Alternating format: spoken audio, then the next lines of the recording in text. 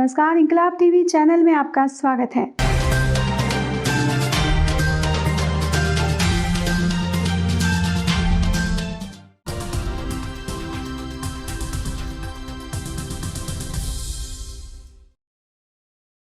दादा ठीक हो?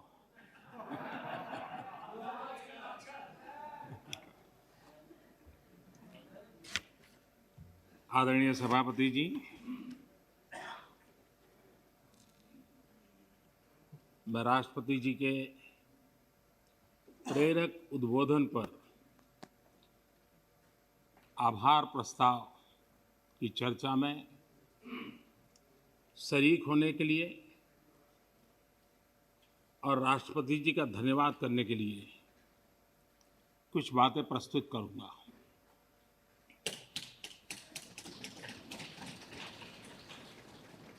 राष्ट्रपति जी का भाषण भारत के 130 करोड़ नागरिकों की संकल्प शक्ति का परिचायक है। विकट और विपरीत काल में भी यह देश किस प्रकार से अपना रास्ता चुनता है, रास्ता तय करता है और रास्ते पर अचीव करता हुआ आगे बढ़ता है, ये सारी बातें विस्तार से राष्ट्रपति जी ने अपने अभिभाषण में कही है। उनका एक एक शब्द देशवासियों में एक नया विश्वास पैदा करने वाला है और हर किसी के दिल में देश के लिए कुछ करने की प्रेरणा जगाने वाला है। और इसलिए हम उनका जितना आभार व्यक्त करें उतना कम है। इस सदन में भी 15 घंटे से ज्यादा चर्चा हुई है। रात को 12-12 बजे तक हमारे सभी माननीय सांसदों ने इस चेतना को जगाए रखा है, चर्चा को जीवंत बनाया है, अधिक शार्पन किया है। इस चर्चा में भाग लेने वाले सभी माननीय सदस्यों का मैं हृदय से आभार व्यक्त करता हूं।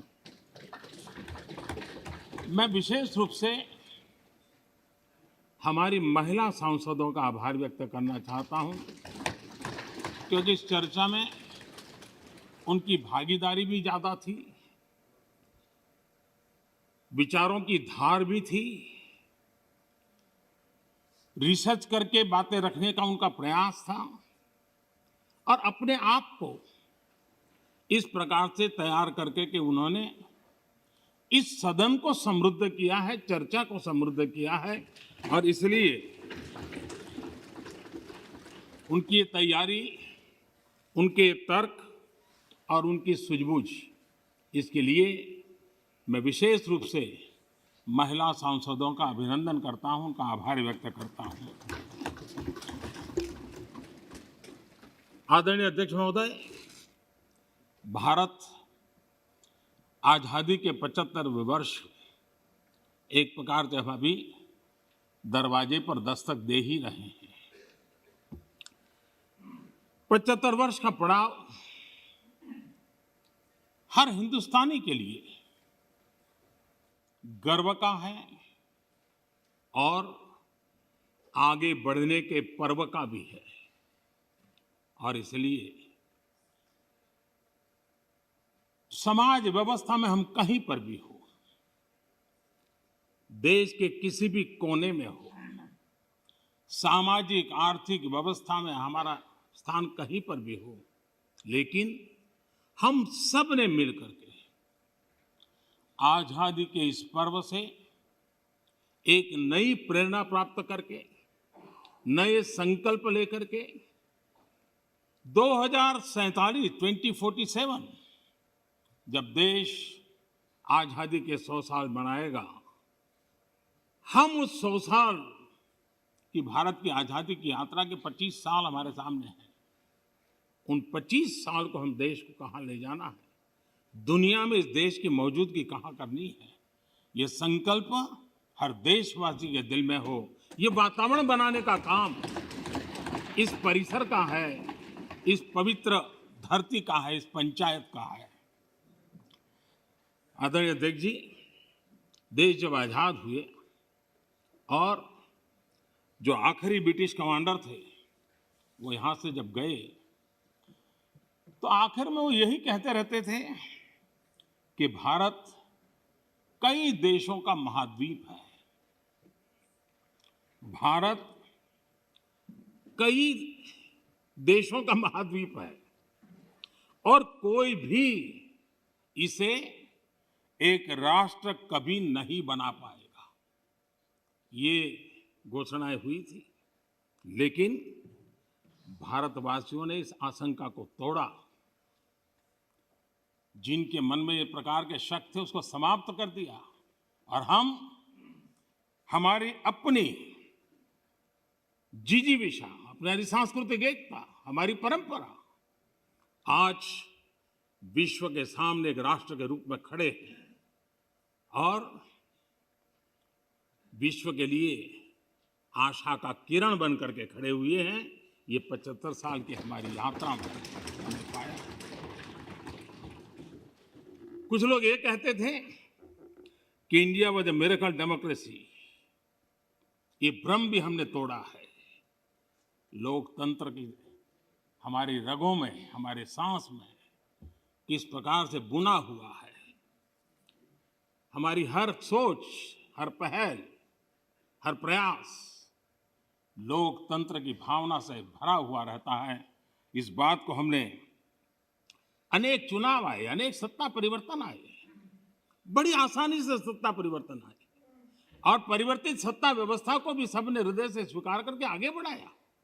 75 साल का ये क्रम रहा है और इसलिए लोकतांत्रिक मूल्यों के लिए और हम विविधताओं से भरे हुए देश हैं। सैकड़ों भाषाएं, हजारों बोलियां, भांति भांति का पहनाव, क्या कुछ नहीं है विविधताओं से भरा हुआ। उसके बावजूद भी हमने एक लक्ष्य, एक राह ये करके दिखाया है। आज जब हम भारत की बात करते हैं तो स्वाभाविक रूप से स्वामी विवेकानंद जी ने एक जो बात कही थी उसको मैं जरूर स्मरण करना चाहूंगा। विवेकानंद जी ने कहा था, every nation has a message to deliver, every nation has a message to deliver, a mission to fulfil, a destiny to reach. यानी हर राष्ट्र के पास एक संदेश होता है जो उसे पहुंचाना होता है। हर राष्ट्र का एक मिशन होता है जो उसे हासिल करना होता है। हर राष्ट्र के एक नियति होती है जिसको वह प्राप्त होता है। कोरोना के दरमियान भारत ने जिस प्रकार से अपने आप को संभाला और दुनिया को संभालने में मदद की, एक प्रकार से टर्निंग पॉइंट है। जिस भावनाओं को लेकर के, जिस संस्कार को लेकर के वेद से विवेकानंद तक हम पले बड़े हैं, वो है सर्वे भवन्तु सुखिनः। ये सर्वे भवन्तु सुखिनः, सर्वे सन्तु निरामया, ये कोरोना कालखंड में भारत ने इसको करके दिखाया है और भारत ने एक आत्मनिर्भर भारत के रूप में जिस प्रकार से एक के बाद एक ठोस कदम उठाए हैं और जन सामान्य ने उठाए हैं। लेकिन हम उन दिनों को याद करें कि जब दूसरा विश्व युद्ध समाप्त हुआ था, दो विश्व युद्ध ने दुनिया को झकझोर दिया था। मानव जात, मानव मूल्य संकट के घेरे में थे, निराशा छाई हुई थी और सेकेंड वर्ल्ड वॉर के बाद पोस्ट वर्ल्ड वॉर एक दुनिया में एक नया ऑर्डर, न्यू वर्ल्ड ऑर्डर उसने आकार लिया। शांति के मार्ग पर चलने के शपथ हुए सैन्य नहीं सहयोग, इस मंत्र को लेकर के दुनिया के अंदर विचार प्रबल होते गए। यूएन का निर्माण हुआ, इंस्टीट्यूशंस बनी, भांति भांति के मैकेनिज्म तैयार हुए ताकि विश्व को पोस्ट वर्ल्ड वॉर के बाद एक सुचारू ढंग से शांति की दिशा में ले जाया जाए। लेकिन अनुभव कुछ और निकला। अनुभव ये निकला कि दुनिया में शांति की बात हर कोई करने लगा। पोस्ट वर्ल्ड वॉर शांति की बातों के बीच भी हर कोई जिसकी ताकत थी अपनी सैन्य शक्ति बढ़ाने लगा। वर्ल्ड वॉर के पहले दुनिया के पास जो सैन्य शक्ति थी, यूएन के बाद वो सैन्य शक्ति अनेक गुना बढ़ गई। छोटे मोटे देश भी सैन्य शक्ति की स्पर्धा में आने लग गए। शांति की चर्चा बहुत हुई, लेकिन हकीकत इस बात विश्व को स्वीकार करना होगा कि सैन्य शक्ति की तरफ बड़ी बड़ी ताकतें और पुरजोश चल पड़ी। जितने इनोवेशन हुए, रिसर्च हुए, वो इसी कालखंड में हुए सैन्य शक्ति के लिए। पोस्ट कोरोना भी एक नया वर्ल्ड ऑर्डर नजर आ रहा है। पोस्ट कोरोना के बाद दुनिया में एक नया संबंधों का वातावरण शेप लेगा। हमें तय करना है कि हम वर्ल्ड वॉर के बाद एक मूक दर्शक के रूप में बदलती हुई दुनिया को देखते रहे और अपने आप को कहीं एडजस्ट हो सकते तो करने की कोशिश की। हमारे लिए वो कालखंड भी वैसा ही था। लेकिन आज पोस्ट कोरोना जो नया वर्ल्ड ऑर्डर तैयार होगा, और होना ही है, किस रूप का होगा, कैसा होगा, कौन उसको इनिशिएट करेगा, वो तो वक्त बताएगा। लेकिन दुनिया ने जिस प्रकार से संकट को झेला है, दुनिया इस पर सोचने के लिए मजबूर हुई है और होना है। ऐसी स्थिति में भारत विश्व से कट करके नहीं रह सकता। भारत एक कोने में गुजारा नहीं कर सकता। हमें भी एक मजबूत प्लेयर के रूप में उभरना होगा। लेकिन सिर्फ जनसंख्या के आधार पर हम दुनिया में अपनी मजबूती का दावा नहीं कर पाएंगे। वो एक ताकत है, लेकिन इतनी ताकत मात्र से नहीं चलता है। नए वर्ल्ड ऑर्डर में भारत को अपनी जगह बनाने के लिए भारत को सशक्त होना पड़ेगा, समर्थ होना पड़ेगा, और उसका रास्ता है आत्मनिर्भर भारत। आज फार्मेसी में हम आत्मनिर्भर हैं, हम दुनिया के कल्याण के काम आते हैं। भारत जितना आत्मनिर्भर बनेगा और जिसकी रगों में सर्वे सुखिनः भवन्तु का मंत्र जड़ा हुआ है, वो जितना सामर्थ्यवान होगा, मानव जात के कल्याण के लिए, विश्व के कल्याण के लिए एक बहुत बड़ी भूमिका अदा कर सकेगा। और इसलिए हमारे लिए आवश्यक है कि हम आत्मनिर्भर भारत इस विचार को बल दें और ये हम मान के चलें। ये किसी शासन व्यवस्था का विचार नहीं है, ये किसी राजनेता का विचार नहीं है। आज हिंदुस्तान के हर कोने में vocal for local, vocal for local सुनाई दे रहा है और लोग हाथ लगाते देखते हैं। लोकल, यह आत्मगौरव का भाव आत्मनिर्भर भारत के लिए बहुत काम आ रहा है। और मुझे विश्वास है कि हम सबकी सोच, हमारी नीतियां, हमारे निर्णय भारत को आत्मनिर्भर बनाने के लिए जो भी आवश्यक बदलाव हो, उस बदलाव की ओर होने चाहिए। ये मेरा मत है।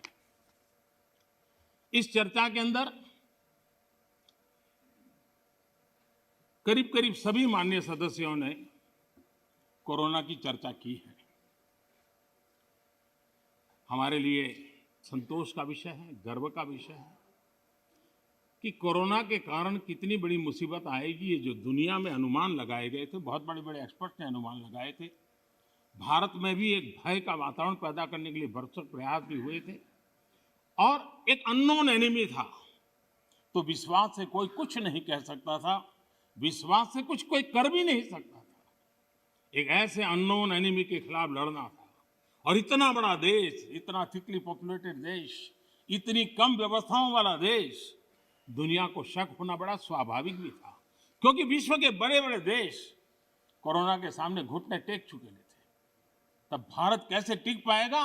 और भारत एक बार हालत खराब हो गई तो विश्व को कोई नहीं बचा पाएगा, ये समीकरण भी लोग लगा रहे थे। ऐसे में ये 130 करोड़ देशवासियों की डिसिप्लिन, उनका समर्पण, इसने आज हमें बचा के रखा है। क्रेडिट गोज टू 130 करोड़ हिंदुस्तानी। और इसका गौरवगान हमें करना चाहिए। भारत की पहचान बनाने के लिए ये भी एक अवसर है। हम अपने आप को कोसते रह करके कहें दुनिया हमें स्वीकार करे, ये कभी संभव नहीं होता है। हम घर में बैठकर अपनी कमियों के साथ जूझेंगे, कमियों को ठीक करने का प्रयास करेंगे, लेकिन विश्वास के साथ विश्व के सामने जाने का तजुर्बा भी रखेंगे, तब जाकर के दुनिया हमें स्वीकार करे। अगर आप अपने बच्चों को घर में नहीं स्वीकार करते हो और चाहोगे मोहल्ले में बच्चा स्वीकार करे, कोई स्वीकार करे, कोई स्वीकार नहीं करता। दुनिया का नियम है और इसलिए हमें इस बात को करना चाहिए। श्रीमान मनीष तिवारी जी ने एक बात कही, उन्होंने कहा भाई भगवान की कृपा है तो कोरोना में हम बच गए।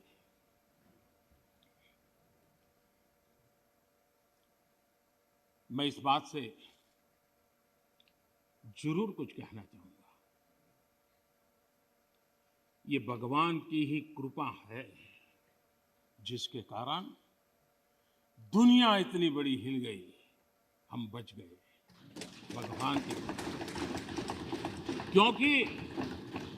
क्योंकि वो डॉक्टर्स, वो नर्स भगवान का रूप बन के आए।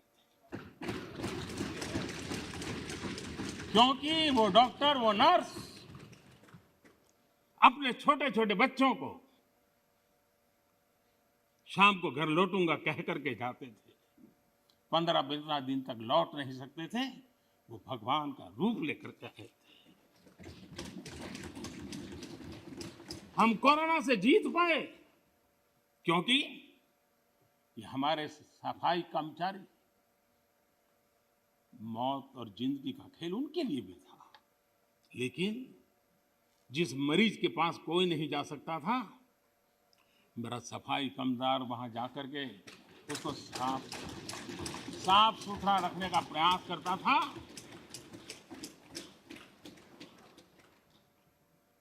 भगवान का रूप ये सफाई कामदार के रूप में आया था। कोई एम्बुलेंस चलाने वाला ड्राइवर पढ़ा लिखा नहीं था, उसे पता था मैं जिसको लेके जा रहा हूं वो कोरोना पॉजिटिव है। वो एम्बुलेंस का ड्राइवर भगवान के रूप में आया था हजारों की जिंदगी।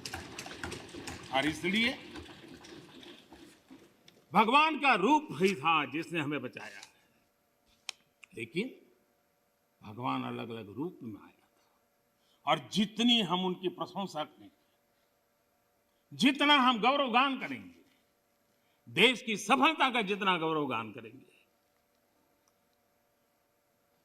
हमारे भीतर भी एक नई ताकत पैदा होगी। कई कारणों से जिन लोगों के भीतर निराशा फैल चुकी है, उनको भी मैं कहता हूं कि कुछ पल के लिए 130 करोड़ देशवासियों के इस पराक्रम को याद कीजिए, आपके अंदर भी ऊर्जा आ जाएगा।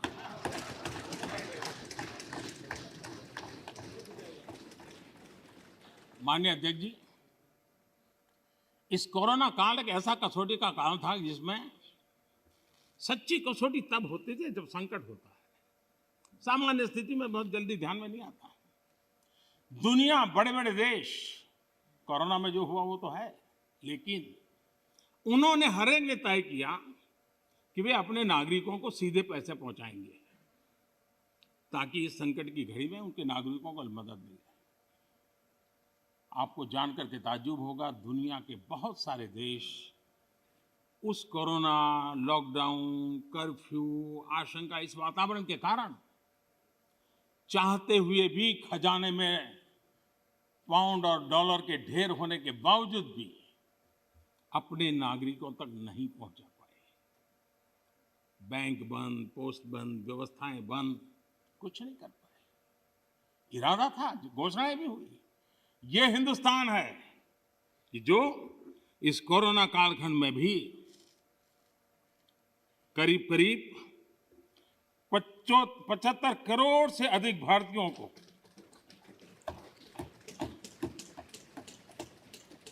राशन पहुंचा सकता है, 8 महीने तक राशन पहुंचा सकता है। यही भारत है जिसने जनधन, आधार और मोबाइल के द्वारा 2 लाख करोड़ रुपया इस कालखंड में लोगों तक पहुंचा दिया। और दुर्भाग्य देखिए, जो आधार, जो मोबाइल, ये जनधन अकाउंट इतना गरीब से काम आया, लेकिन कभी कभी सोचते हैं कि आधार को रोकने के लिए कौन लोग कोर्ट में गए थे, कौन लोग सुप्रीम कोर्ट के दरवाजे खटखटा रहे थे। मैं कभी कभी हैरान हूं, और आज मैं इस बात को बार बार बोलूंगा, अध्यक्ष जी मुझे क्षमा करना।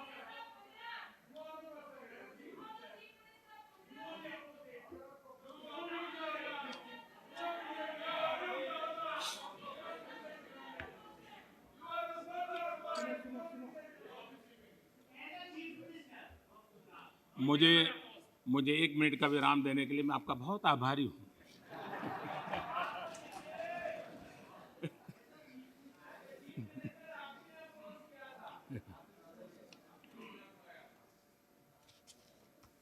इस हसन में कभी कभी अज्ञान भी बड़ी मुसीबत पैदा करता है। माननीय अध्यक्ष जी, ठेले वाले, रेहड़ी पटरी वाले लोग इस कोरोना कालखंड में उनको धन मिले, उनके पैसे मिले, ये उनके लिए किया गया और हम कर पाए। आदरणीय अध्यक्ष जी, हमारी अर्थव्यवस्था इस कालखंड में भी हमने रिफॉर्म का सिलसिला जारी रखा और हम इस इरादे से चले कि भारत जैसे अर्थव्यवस्था को उबारने के लिए, बाहर लाने के लिए हमने कुछ महत्वपूर्ण कदम उठाने पड़ेंगे। और आपने देखा होगा, डे 1 से अनेक विधि से रिफॉर्म के कदम हमने उठाए और इसका परिणाम है आज ट्रैक्टर हो, गाड़ियां हो, उसका रिकॉर्ड सेल हो रहा है। आज जीएसटी का कलेक्शन एवर हाईएस्ट हुआ है। ये सारे आंकड़े हमारी अर्थव्यवस्था में जोश भर रही है। ये दिखाई दे रहा है कि नए जोश के साथ भारत की अर्थव्यवस्था उभर रही है। ये हम दिखता है। और दुनिया के जो लोग हैं, उन्होंने ये अनुमान भी लगाया है कि करीब करीब 2 डिजिट वाला ग्रोथ अवश्य होगा। 2 डिजिटल ग्रोथ की संभावनाएं सभी पंडितों ने कही है और मुझे विश्वास है कि इसके कारण इस संकट के काल से भी, मुसीबतों के बीच से भी देशवासियों की अपेक्षा के अनुसार देश प्रगति करेगा। आदरणीय अध्यक्ष महोदय, इस कोरोना काल में 3 कृषि कानून भी लाए गए। ये कृषि सुधार का सिलसिला बहुत ही आवश्यक है, महत्वपूर्ण है और वर्षों से जो हमारा कृषि क्षेत्र चुनौतियां महसूस कर रहा है, उसको बाहर लाने के लिए हमने निरंतर प्रयास करना ही होगा और उस करने की दिशा में हमने एक ईमानदारी से प्रयास किया है। जो भावी चुनौतियां, जिसको कई विद्वानों ने कहा हुआ है, कोई मेरे शब्द नहीं है, कृषि क्षेत्र की इन भावी चुनौतियों को हमने अभी से डील करना पड़ेगा और उसको करने की दिशा हमने प्रयास किया है। मैं एक देख रहा था कि यहाँ पर जो चर्चा हुई और विशेष करके हमारे जो कांग्रेस के साथियों ने चर्चा की, मैं ये तो देख रहा था कि वो इस कानून के कलर पर तो बहुत बहस कर रहे थे। ब्लैक है कि वाइट है, ब्लैक है कि वाइट है। अच्छा होता उसके कंटेंट पर चर्चा करते, अच्छा होता, उसके इंटेंट पे चर्चा करें, ताकि देश के किसानों को भी सही चीज पहुंच सकती थी। और मुझे विश्वास है दादा ने भी भाषण किया, और मुझे लगता है कि दादा तो बहुत अभ्यास करके आए होंगे, बहुत अच्छी बात बताएंगे, लेकिन वो ज़्यादातर प्रधानमंत्री और उनके साथी बंगाल में यात्रा क्यों कर रहे हैं, कैसे कर रहे हैं, कहाँ जा रहे हैं, उसी में लगे रहे। तो दादा के ज्ञान से हम इस बार वंचित रह गए। खैर, चुनाव के बाद अगर आपके पास मौका होगा तो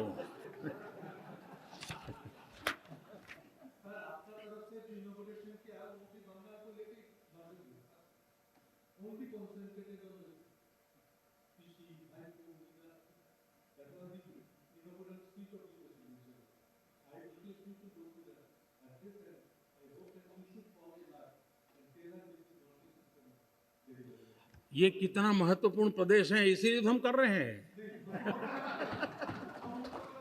हाँ, आप लोगों ने इसको इतना पीछे छोड़ दिया, हम तो इसको प्रमुखता देना चाहते हैं।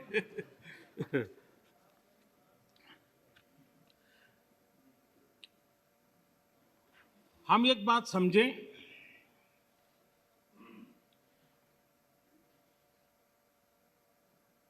जहां तक आंदोलन का सवाल है, दिल्ली के बाहर हमारे जो किसान भाई बहन बैठे हैं, जो भी गलत धारणाएं बनाई गई, जो अफवाहें फैला गई, उसके शिकार हुए हैं। लेकिन मेरा पूरा भाषण बोलने के बाद सब कीजिए, आपको मौका मिला था।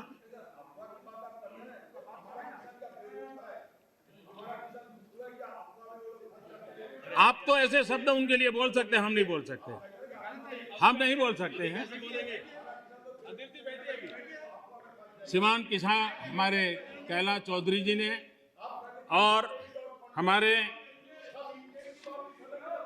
समय बोलते ही रहेंगे क्या? माननीय आपको पर्याप्त समय पर्याप्त अवसर दिया था, आपने पूरी बात कही, उस समय किसने टोका टोकी नहीं की। प्लीज प्लीज आप मत। माननीय प्रधानमंत्री, माननीय माननीय अधीर रंजन जी, प्लीज प्लीज।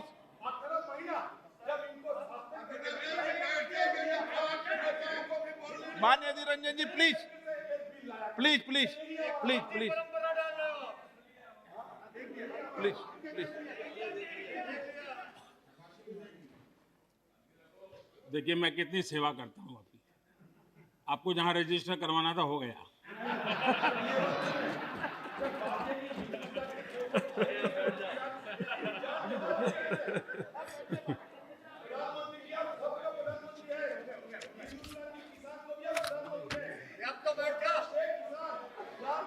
माननीय अध्यक्ष जी,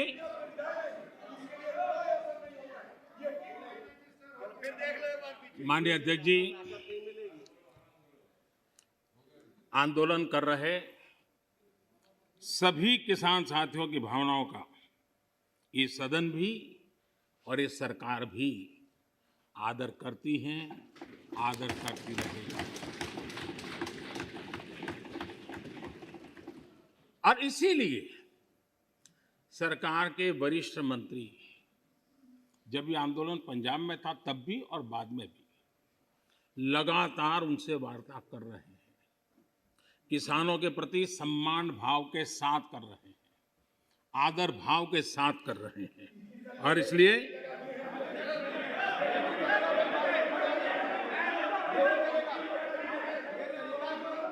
आपने 30 मिनट, 1 मिनट,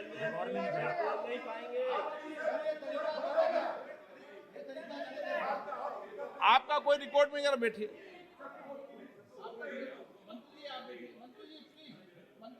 अधीर बाबू, कुछ कहना है तो और।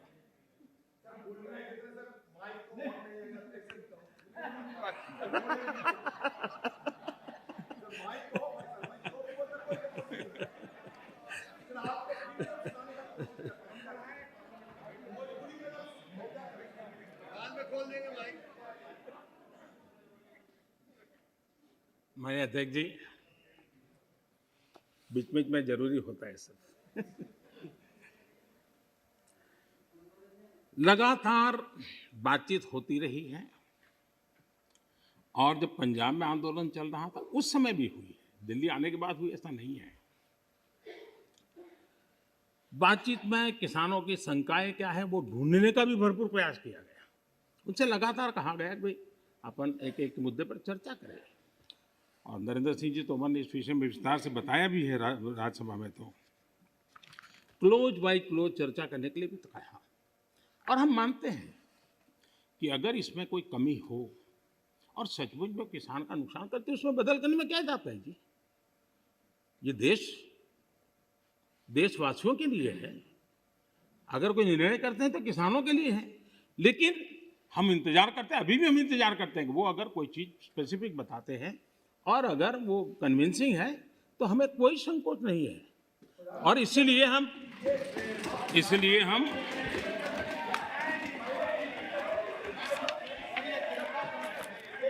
जब शुरू में जब वो पंजाब में थे, आपने अपनी बात कह चुके हैं।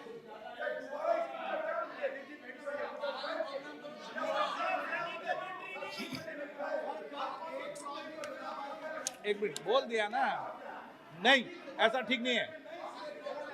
आपको पर्याप्त समय पर्याप्त अवसर मैंने दिया था, किसी ने टोका टोकी नहीं की थी।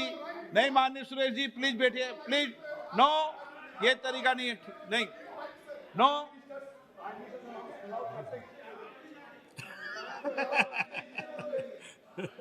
चलिए ये क्रेडिट भी आपने मुझे दे दी।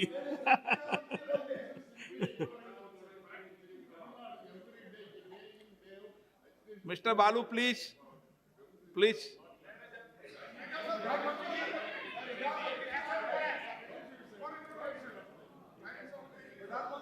नो, नो, प्लीज आप बैठिए। आपको किसने कहा?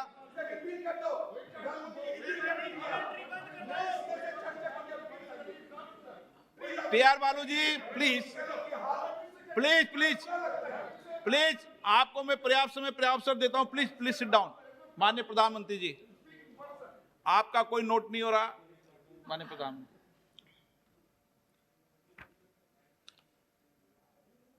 ये ऑर्डिनेंस के द्वारा ये तीनों कानून लागू किए गए थे, बाद में पार्लियामेंट में भी पारित हुए। कानून लागू होने के बाद न देश में कोई मंडी बंद हुई है, कानून लागू होने के बाद न कहीं एमएसपी बंद हुआ है। ये सच्चाई है जिसको हम छुपा करके बातें करते हैं, इसका कोई मतलब नहीं है। इतना ही नहीं, एमएसपी की खरीदी भी बढ़ी है और ये कानून नए बनने के बाद बढ़ी है। और इसलिए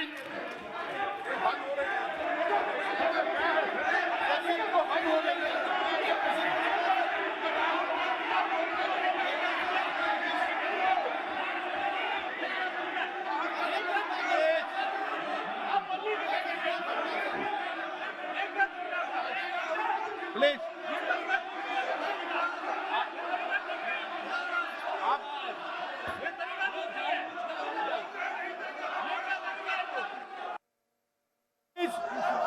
प्लीज, अधीर रंजन जी प्लीज, एक मिनट बैठिए, बैठिए बैठिए बैठिए, आसन पे बैठिए। माननीय सदस्यगण, मैंने इस विषय पर आपको सभी माननीय सदस्यों को पर्याप्त समय पर्याप्त अवसर दिया था। जब कोई भी प्रतिपक्ष का माननीय नेता या सदस्य बोलता था तो मैंने सभी से कहा कि सब बात ध्यान से सुने, किसी को टोका टोकी नहीं करे। और रात्रि को 1 बजे तक, जब तक सदन में अंतिम वक्ता था, मैंने पर्याप्त समय दिया है। मेरा आपसे आग्रह है, माननीय प्रधानमंत्री जी अपनी बात कह रहे हैं, आपने अपनी बात कह चुके हैं, उनका जवाब माननीय प्रधानमंत्री जी दे रहे हैं। माननीय प्रधानमंत्री से आग्रह करूंगा अपनी बात।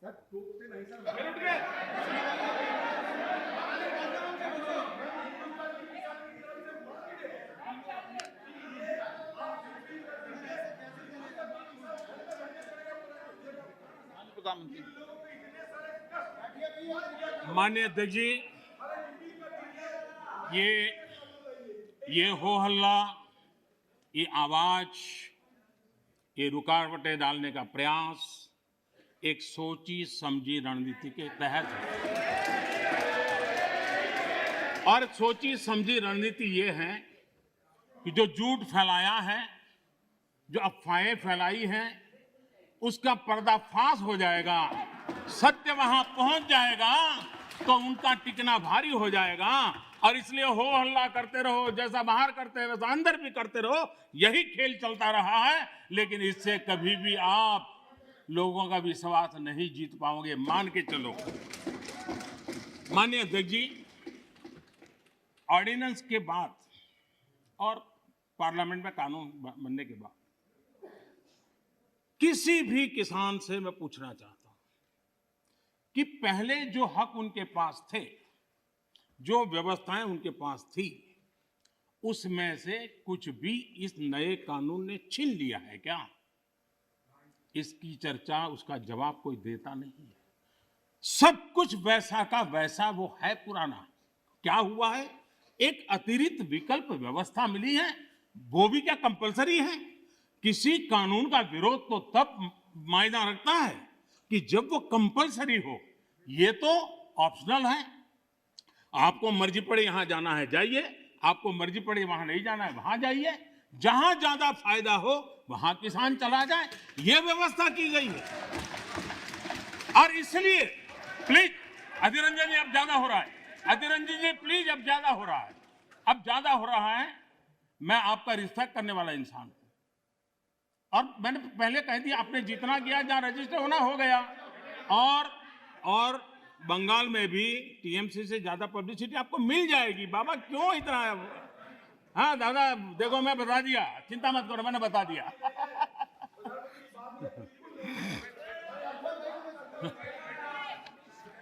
अधीर रंजन जी प्लीज, अधीर रंजन जी, अच्छा नहीं लगता है। मैं इतना आदर करता हूं, आप आज ऐसा क्यों कर रहे हैं? आप ऐसा क्यों नहीं करते?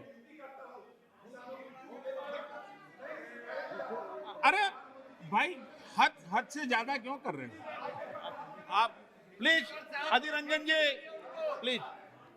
माननीय सदस्य दादा, ये प्लीज। नए कानून अध्यक्ष जी किसी भी के लिए बंधन करता नहीं है। ऐसे कानून है, उनके लिए ऑप्शन है, और जहां ऑप्शन है वहां विरोध के लिए कोई कारण ही नहीं बनता। हाँ, ऐसा कोई कानून जो ऐसे थोप दिया हो, उसके लिए विरोध का कारण बनता है। और इसलिए मैं कहता हूं लोगों को, और मैं देख रहा हूं आंदोलन का एक नया तरीका है। क्या तरीका है? आंदोलनकारी जो होते हैं वो ऐसे तरीके नहीं अपनाते। आंदोलनजीवी होते हैं वो ऐसे तरीके अपनाते हैं, और वो कहते हैं ऐसा हुआ तो ऐसा होगा, ऐसा होगा तो ऐसा होगा, ऐसा होगा तो ऐसा होगा। अरे भाई, जो कुछ हुआ ही नहीं, जो होना नहीं है, उसका भय पैदा कर करके, और पिछले कई सालों से लगातार सुप्रीम कोर्ट का एक जजमेंट आ जाए, कोई निर्णय नहीं हुआ है, और एकदम से तूफान खड़ा कर दिया जाए, आग लगा दी जाए देश में। ये जो तौर तरीके हैं, उन तौर तरीके, जो भी लोकतंत्र में विश्वास करते हैं, जो भी अहिंसा में विश्वास करते हैं, उन सब के लिए चिंता का विषय होना चाहिए। ये सरकार की चिंता का नहीं, देश की चिंता का विषय होना चाहिए।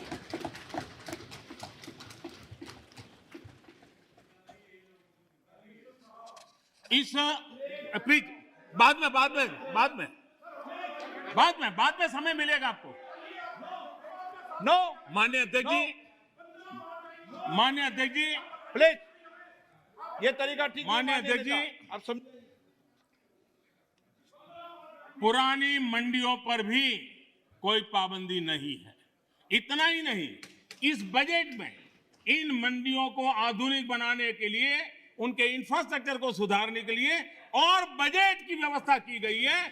और उस बजट के माध्यम से माननीय अध्यक्ष जी, ये जो हमारे निर्णय हैं वो सर्वजन हिताय, सर्वजन सुखाय की भावना के साथ लिए गए। आप माननीय नेता अध्यक्ष हैं, जी, आप ऐसा क्या करते हैं? आप सीनियर व्यक्ति हैं, प्लीज प्लीज बैठिए। माननीय अध्यक्ष जी, इस सदन के साथी भली भांति इस बात को समझते हैं, लेकिन कांग्रेस और कुछ दलों ने बड़े जोर शोर से बातें अपनी कही, लेकिन जिन बातों को लेकर के उनको कहना चाहिए कि भाई ये नहीं, ये अपेक्षा ये होती है कि उन्होंने इतना स्टडी करके आना है। इतना ही नहीं, जो लोग ये कहते हैं, हाँ, मैं हैरान हूं, पहली बार एक नया तर्क आया इस सदन में कि भाई हमने मांगा नहीं था तो दिया क्यों? हमने मांगा नहीं तो दिया क्यों? पहली बात है कि लेना न लेना आपकी मर्जी है, किसी ने किसी के गले मड़ा नहीं है, ऑप्शनल है, एक व्यवस्था है, और देश बहुत बड़ा है।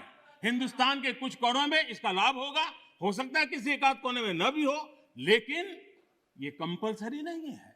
और इसलिए मांगा और दिए का मतलब नहीं होता है। लेकिन मैं फिर भी कहना चाहता हूं, इस देश में माननीय अध्यक्ष जी, दहेज का कानून, दहेज के खिलाफ कानून बने, ये इस देश में कभी किसी ने मांग नहीं की थी, फिर भी देश की प्रगति के लिए कानून बना था। माननीय अध्यक्ष जी, ट्रिपल तलाक, इसके खिलाफ कानून बने, ये किसी ने मांग नहीं की थी, लेकिन प्रगतिशील समाज के लिए आवश्यक है, इसलिए कानून हमने बनाए हैं। हमारे यहाँ बाल विवाह पर रोक, किसी ने मांग नहीं की थी कानून बनाओ, फिर भी कानून बने थे, क्योंकि प्रगतिशील समाज के लिए आवश्यक होता है। शादी की उम्र बढ़ाने के निर्णय किसी ने मांग नहीं की थी, लेकिन प्रगतिशील विचार के साथ वो निर्णय बदलने पड़ते हैं। बेटियों को संपत्ति में अधिकार किसी ने मांग नहीं की थी, लेकिन एक प्रगतिशील समाज के लिए आवश्यक होता है, तब जाकर के कानून बनाया जाता है। शिक्षा को अधिकार देने की बात किसी ने मांग नहीं की थी, लेकिन समाज के लिए आवश्यक होता है, बदलाव के लिए आवश्यक होता है, तो कानून बनते हैं।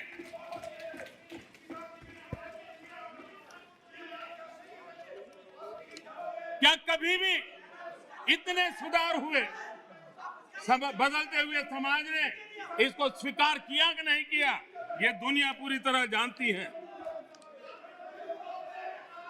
माननीय अध्यक्ष जी, आप जानते हैं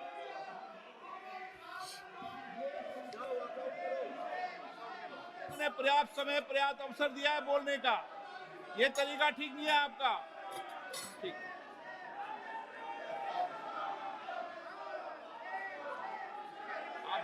आप दे दीजिए।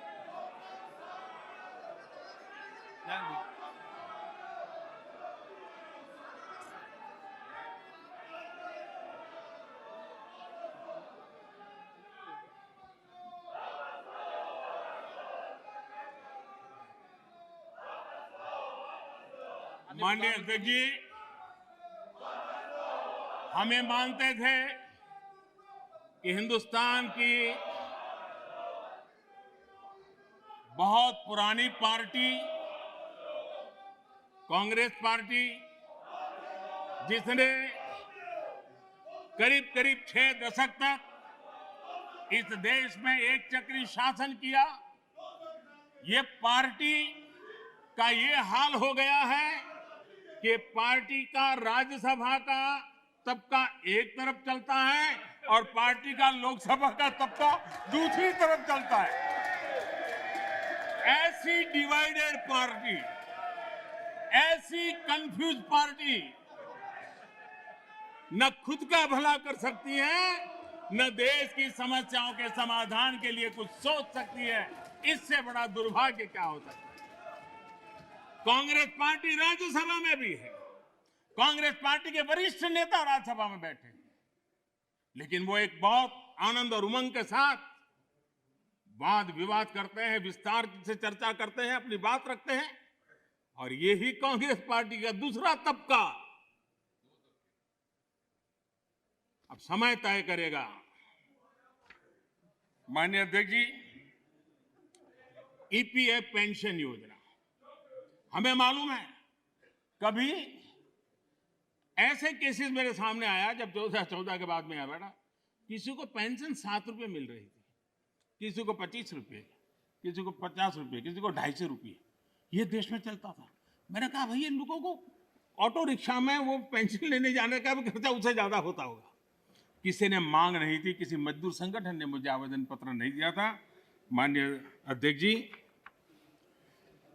उसमें से बाहर ला करके मिनिमम 1000 रुपीज देने का निर्णय हमने किया था, किसी ने मांगा नहीं।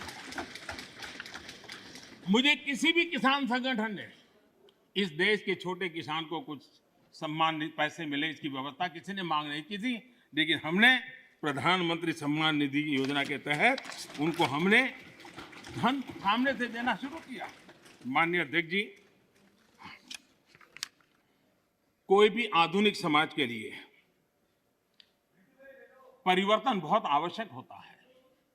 हमने देखा है जिस प्रकार से उस कालखंड में विरोध होता था, लेकिन राजा राममोहन राय जी जैसे महापुरुष, ईश्वर चंद्र विद्यासागर जी जैसे महापुरुष, ज्योतिबा फुले जैसे महापुरुष, बाबा साहब आम्बेडकर, कितने अनगिनत नाम हैं।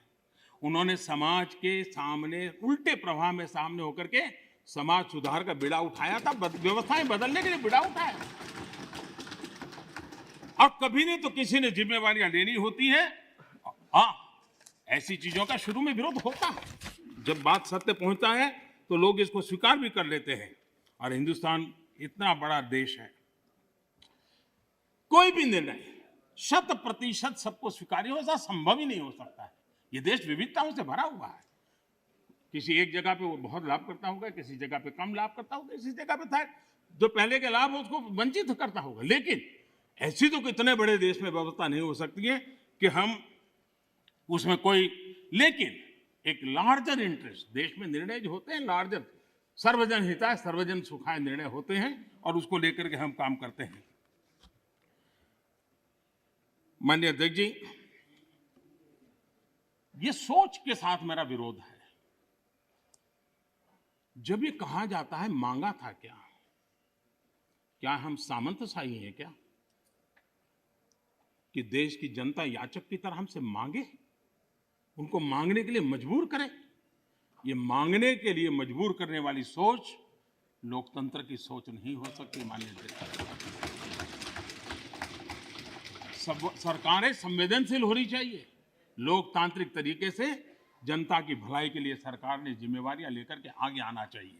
और इसलिए इस देश की जनता ने आयुष्मान योजना नहीं मांगी थी, लेकिन हमें लगा कि गरीब की बीमारी में बचाना है तो आयुष्मान भारत योजना लेकर के जाना चाहिए। इस देश के गरीब ने बैंक अकाउंट के लिए कोई जुलूस नहीं निकाला था, कोई मेमोरेंडम नहीं भेजा था। हमने जनधन योजना की थी और हमने इस जनधन योजना से उसके खाते खोले थे। किसी ने भी स्वच्छ भारत की मांग किसने की थी? लेकिन देश ने के सामने स्वच्छ भारत लेकर के गए, मामला चल पड़ा।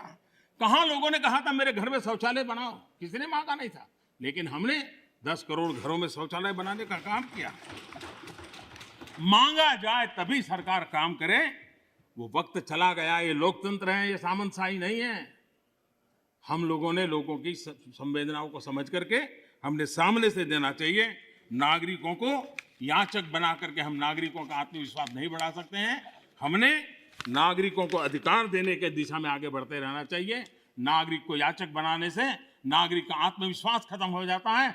नागरिक का सामर्थ्य पैदा करने के लिए, उसका आत्मविश्वास पैदा करने के लिए हमारे कदम होने चाहिए और हमने इस दिशा में कदम उठाए हैं।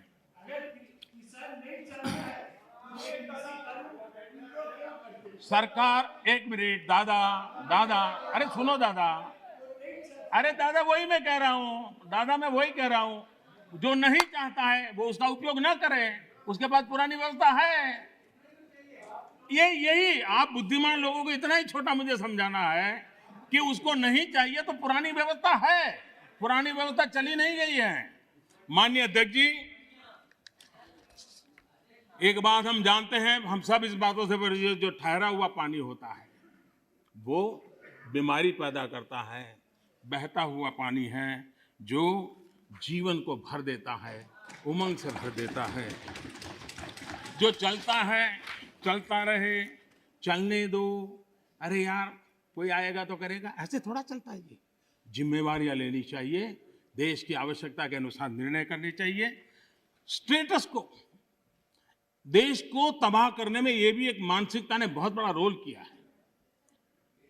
दुनिया बदल रही है, कब तक हम स्टेटस को ऐसे ही करते रहेंगे तो मैं समझता हूं कि स्थितियां बदलने वाली नहीं है। और इसलिए देश की युवा पीढ़ी ज्यादा इंतजार नहीं कर सकती है, लेकिन आज मैं घटना सुनाना चाहता हूं और जरूर उससे हमें ध्यान में आए कि स्टेटस को के कारण होता क्या है। ये करीब 40-50 साल पुरानी घटना का किस्सा है। मैंने कभी किसी से सुना था, इसलिए उसकी तारीख वारीख में इधर उधर हो सकता है, लेकिन जो मैंने सुना था, जो मेरी स्मृति में है, वो मैं बता रहा हूं। 60 के दशक में तमिलनाडु में राज्य के कर्मचारियों के तनख्वाह बढ़ाने के लिए कमीशन बैठा था और राज्य के कर्मचारियों का वेतन बढ़े, इसके लिए उस कमीशन का काम था। उस कमेटी के चेयरमैन के पास एक लिफाफा आया, टॉप सीक्रेट लिखा हुआ था। उन्होंने देखा तो उसके अंदर एक अर्जी थी और उसने लिखा था कि मैं बहुत साल से सिस्टम में काम कर रहा हूं, ईमानदारी से काम कर रहा हूं, लेकिन मेरी तनख्वाह बढ़ नहीं रही है, मेरी तनख्वाह बढ़ाई जाए। ये उसने चिट्ठी लिखी थी। तो चेयरमैन ने, जिसने चिट्ठी लिखी, उसको लिखा, भाई तुम हो कौन, क्या है पद, क्या है वगैरह।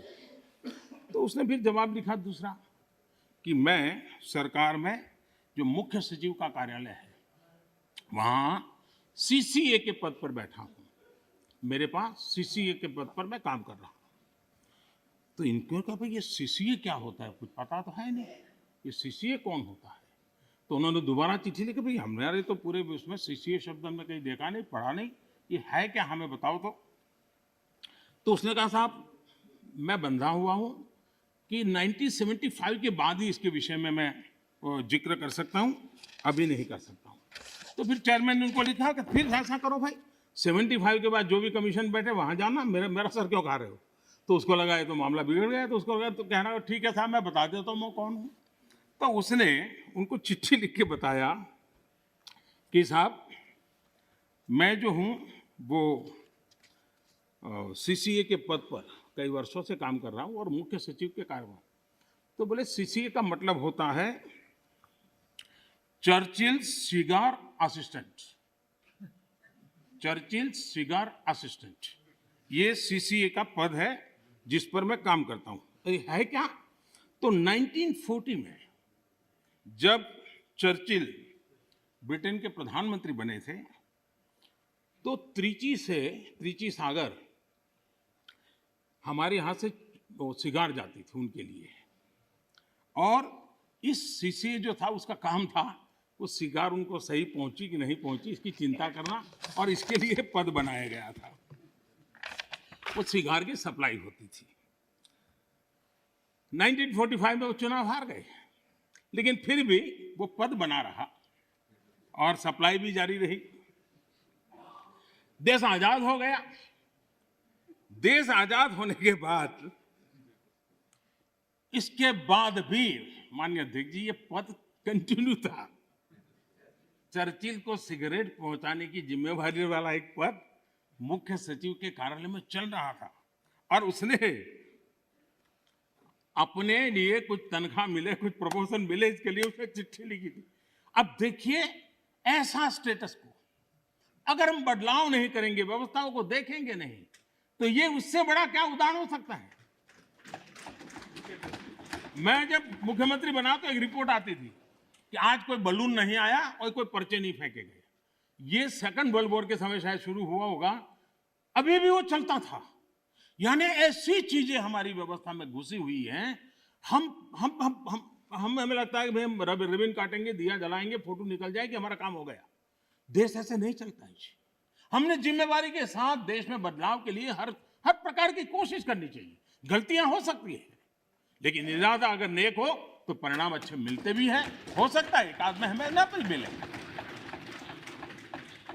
आप देखिए, हमारे देश में एक समय था कि किसी को अपना सर्टिफाई कराना है तो कॉर्पोरेटर, काउंसिलर उसके घर के बाहर सुबह क्यू लग जाती थी, और जब तक वो थप्पा न मारे, और मजा है कि वो तो नहीं मारता था, एक लड़का बाहर बैठता था, वो सिक्का मार देता था और देते।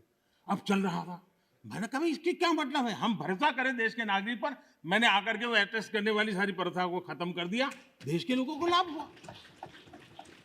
हमने बदलाव के लिए काम करना चाहिए, सुधारों के लिए काम करना चाहिए। अब हमारे यहाँ इंटरव्यू होते थे, मैं अभी भी हैरान हूँ जी। एक व्यक्ति एक दरवाजे से अंदर आता है, 3 लोगों की पैनल बैठी है, उसका मुंह देखने नाम भी पूरा पूछते नहीं, 30 सेकंड में निकल जाता है हजारों, और वो इंटरव्यू कॉल होता है और फिर ऑर्डर दिए जाते हैं। हमने कहा भाई क्या मतलब है, उसका जो एजुकेशन क्वालिफिकेशन है उसके सारे इकट्ठा करो, मेरिट के आधार पर कंप्यूटर को पूछो, वो जवाब दे देगा। ये तीसरे और चौथे श्रेणी के लोगों के लिए इंटरव्यू का क्या जमाल बनाया हुआ है। और लोग कहते थे भाई सिफारिश के बिना नौकरी नहीं मिलेगा, हमने खत्म कर दिया।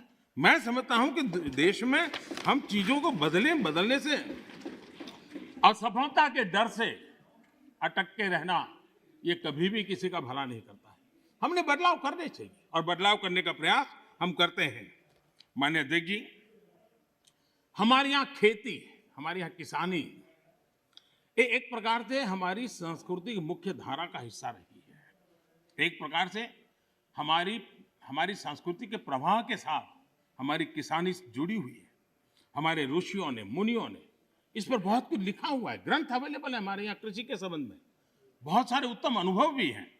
और हमारे यहाँ राजा भी खेतों में हल चलाते थे। जनक राजा की बात तो हम जानते हैं, कृष्ण भगवान के भाई बलराम की बात हम जानते हैं। कोई भी बड़ा परिवार होगा, हमारे यहाँ किसानी और खेती, ये हमारे देश में सिर्फ कल्टीवेशन ऑफ क्रॉप नहीं, हमारे यहाँ एग्रीकल्चर एक प्रकार का समाज जीवन के कल्चर का हिस्सा रहा हुआ है। और उसी हिस्सों को लेकर के हम करें, और ये हमारी संस्कृति है। हमारे पर्व हो, त्योहार हो, हमारे गीत हो, सब चीजें फसल बोने के समय के साथ या फसल काटने के साथ जुड़ी हुई रहती है। ये हमारी यहाँ परंपरा रही है। हमारे जितने लोकगीत हैं वो भी किसानी से जुड़े हुए होते हैं, फसल से जुड़े। हमारे त्योहार भी उसी से जुड़े हुए रहते हैं। और इसलिए, और हमारे देश की विशेषता देखिए, हमारे यहाँ किसी को आशीर्वाद देते हैं, शुभकामना देते हैं, तो उसके साथ धन धान्य शब्द उपयोग करते हैं। धन धान्य, धन और धान्य को हमारे यहाँ अलग नहीं करते हैं। सिर्फ धान्य भी नहीं बोलता है कोई, सिर्फ धन भी नहीं बोलता, धन धान्य बोला जाता है। हमारे यहाँ धान्य का ये मूल्य, ये महत्व समाज जीवन का हिस्सा है। और जो स्थितियां बदली हैं, तो हमने भी उसको फिर से एक पटरी पर लाने के लिए प्रयास करने की आवश्यकता है। राज्यसभा के अंदर मैंने विस्तार से छोटे किसानों के संबंध में बात कही है। और देश का 80-85% वर्ग, इसको हम उपेक्षित रख करके देश का भला नहीं कर सकते। हमने उसके लिए कुछ सोचना ही होगा और बड़ी नक्करता के साथ हमने सोचना होगा। और मैंने गिन करके बताया है कि छोटे किसानों की कैसी उपेक्षा हुई है, किसानों के नाम पे हुई है। उसमें एक बदलाव बहुत जरूरी है। और आपको भी, ये छोटा किसान जाग जाएगा तो जवाब आपको भी देना पड़ेगा, ये मैं पूरी तरह समझता हूं। हमारे यहाँ जैसे जैसे आबादी बढ़ रही है, जमीन का टुकड़ा छोटा होता जा रहा है, परिवार के अंदर जमीन जो है बढ़ जाती है। चौधरी चरण सिंह जी ने तो एक जगह पे ये कहा हुआ है कि हमारे यहाँ किसान इतना जमीन की मालिकी उसकी कम हो रही है कि वो स्थिति ऐसी आएगी कि वो अपने खेत में ही ट्रैक्टर को टर्न करना होगा तो नहीं कर पाएगा, इतना भी जमीन का टुकड़ा होगा। चौधरी चरण सिंह जी के शब्द है। तो ऐसी जब चिंता हमारे इन महापुरुषों ने हमारे सामने की है, तो हमें भी तो कुछ न कुछ व्यवस्थाएं करनी होगी। हमें ये आजादी के बाद हमारे देश में 28% खेतर मजदूर थे, 28% लैंडलेस लेबरर थे। 10 साल पहले जो सेंसस हुआ उसमें ये जनसंख्या, खेतीहर संख्या 28 से 55% हो गई। अब ये किसी भी देश के लिए चिंता का विषय होना चाहिए कि 28 से हमारा खेतर मजदूर 55% पर पहुंच गया है। और जमीन कम होने के कारण, खेती से जो रिटर्न मिलना चाहिए वो नहीं मिलने के कारण उसके जीवन में ये मुसीबत आई है। और वो मजदूरी करने पर, किसी और के खेत में जाकर के मजदूरी होने कर मजबूर हो गया है। और दुर्भाग्य है कि हमारे देश में खेती में निवेश जो होना चाहिए वो नहीं हो रहा है। सरकार उतना कर नहीं पा रही है, राज्य सरकारें भी नहीं कर पा रही है, और किसान खुद भी नहीं कर पा रहा है। जो कुछ भी उसको निकलता है बच्चों को पालने में और पेट भरने में उसका चला जाता है। और इसलिए निवेश की बहुत बड़ी आवश्यकता है। जब तक हम निवेश नहीं लाएंगे, जब तक हम हमारी खेती को आधुनिक नहीं करेंगे, हम जब तक छोटे से छोटे किसान की भलाई के लिए व्यवस्थाएं विकसित नहीं करेंगे, हम देश के एग्रीकल्चर सेक्टर को ताकतवर नहीं बना सकते हैं। और इसलिए हमारा किसान आत्मनिर्भर बने, उसको अपनी उपज बेचने की आजादी मिले, उस दिशा में हमने काम करने की आवश्यकता है। और हमारा किसान सिर्फ गेहूं और चावल वहां सीमित रहे, उससे भी बात बनने वाली नहीं है। दुनिया में मार्केट क्या है, आज उसके रिसर्च हो रहे हैं। उस प्रकार की चीजों का उत्पादन करें और वो चीजें दुनिया के बाजार में बेचे। भारत की आवश्यकता है हम बाहर से चीजें न लाएं। मुझे याद है, मैं बहुत पहले जब यहाँ संगठन का काम करता था नॉर्थ पार्ट में, मुझे फारूक साहब के साथ भी काम करने का काफी मौका मिला है। तो मुझे हरियाणा का एक किसान अपने खेत में ले गया, उसने बड़ा आग्रह कहा, तो मैं चला गया। छोटी सी जगह थी उसकी, 1-1.5-2 बीघा शायद जमीन होगी, लेकिन बड़ा प्रगति। तो उसने वो बड़े पीछे पड़ा, आइए आइए। मैंने कहा है क्या बात? वे बोले एक बार आइए तो देखिए। तो मैं गया उसके यहाँ, करीब 30-40 साल पहले की बात है, 30 साल हो गए। उन्होंने क्या किया, दिल्ली के 5 स्टार होटल्स में जो चीजें सब्जियां वगैरह विदेशों से लाते थे, उसने उसका स्टडी किया। अगर उनको छोटे कॉर्न चाहिए, उनको छोटे टमाटर चाहिए, और उसने अपनी उस छोटी सी जगह में और रिस्ट्रिक्टेड वातावरण के अंदर लोगों की मदद लेके वो फसल पाया। और मजा है कि दिल्ली 5 स्टार के होटलों में उसका माल जाना शुरू हो गया। हमारे देश में थोड़ा सा बदलाव करें हम। अब हमने कभी सोचा है स्ट्रॉबेरी हम बाय एंड लार्ज मानते हैं कि वो ये ठंडे प्रदेशों का है। मैं देख रहा हूँ जी कच्छ के रेगिस्तान में स्ट्रॉबेरी हो रही है। मैं देख रहा हूँ जी मध्य प्रदेश के अंदर, उत्तर प्रदेश के अंदर, वहां स्ट्रॉबेरी हो रही है। बुंदेलखंड में जहाँ पानी की दिक्कत है। इसका मतलब ये हुआ कि हमारे यहाँ संभावनाएं हैं। हमारे किसान को गाइड करके हम नई नई चीजों पे ले जाएंगे। मैं जरूर मानता हूं कि हमारा देश का किसान आगे आएगा, लेकिन उसको ये ठीक है, उसका अनुभव ऐसा है कि उसको हिम्मत देनी पड़ती है, उसका हाथ पकड़ना पड़ता है, उसको हाथ लेकर के चलना पड़ता है। अगर वो चल पड़ता है तो कमाल करके दिखाता है। उसी प्रकार से कृषि के अंदर जितने नए रास्ते निवेश बढ़ेगा, मैं मानता हूं रोजगार के अवसर भी बढ़ने वाले हैं और दुनिया में एक हमें नया मार्केट मिल सकता है।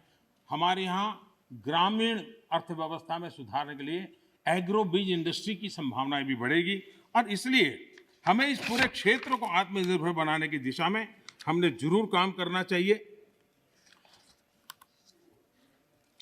कई विपरीत परिस्थितियों में भी हमारे किसान ने रिकॉर्ड उत्पादन किया है।